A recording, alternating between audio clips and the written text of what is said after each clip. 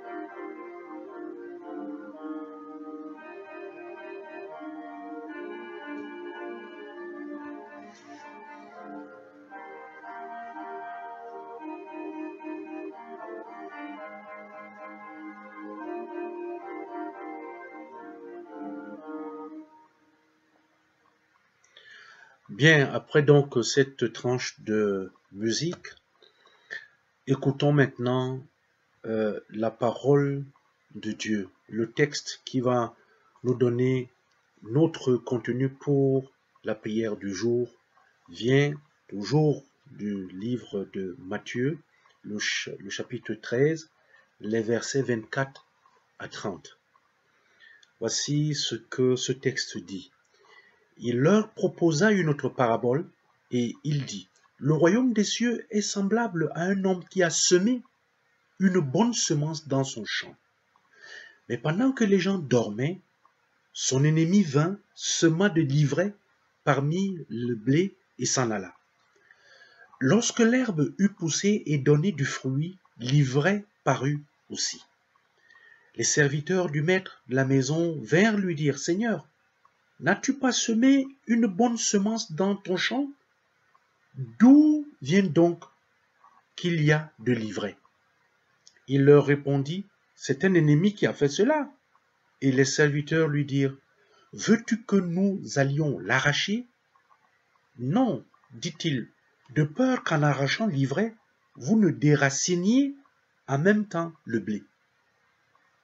Laissez croître ensemble l'un et l'autre jusqu'à la moisson, et à l'époque de la moisson, je dirai aux moissonneurs, arrachez d'abord l'ivraie et liez-la en gerbe pour la brûler. Mais amassez le blé dans mon grenier. L'herbe sèche, la fleur, fanelle tombe, mais la parole de Dieu demeure éternellement.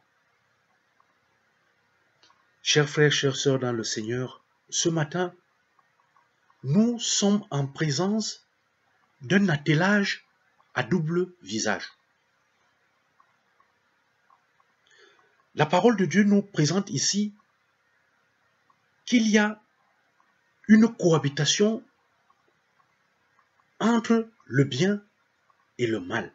Il y a la présence du bien et il y a la présence du mal. Les deux marchent ensemble. Ils cheminent. Parce que ce que la parole nous dit, c'est qu'il faut laisser jusqu'à la moisson. C'est jusqu'à la fin du monde. Dieu seul sait discerner et sait ce qu'il faudra faire pour séparer le bien du mal. Nous sommes en présence ici là d'un côté de la bonne semence et de l'autre côté l'ivraie. L'ivraie ici, qui dans le grec c'est le to zizania qui parle le mot zizanie. Donc, pendant que nous sommes dans le monde, pendant que nous sommes à l'église, pendant que nous formons une communauté chrétienne, nous devons être conscients qu'il y a la présence, n'est-ce pas, du bien et la présence du mal. Qu'il y a en chacun d'entre nous un côté qui est bien et il y a un côté qui est mauvais. Nous devons faire attention lorsque nous lisons cette parole le plus simplement du monde, de vouloir toujours dire que les autres sont mauvais et moi je suis bien. Chers frères et sœurs, on peut être bien, mais pendant que l'on dort, pendant que nous dormons, l'ennemi vient semer en nous qui considérons que nous sommes bien, pendant que nous dormons, on sème en nous la mauvaise herbe. Ce que nous devons faire, c'est que chaque fois que nous nous levons le matin, comme aujourd'hui nous nous sommes levés, c'est de dire, Seigneur, je ne veux pas que la mauvaise herbe soit celle qui sera visible dans mon comportement toute la journée. Je veux que ce soit le comportement d'une bonne herbe. Le comportement d'une bonne herbe, c'est quoi?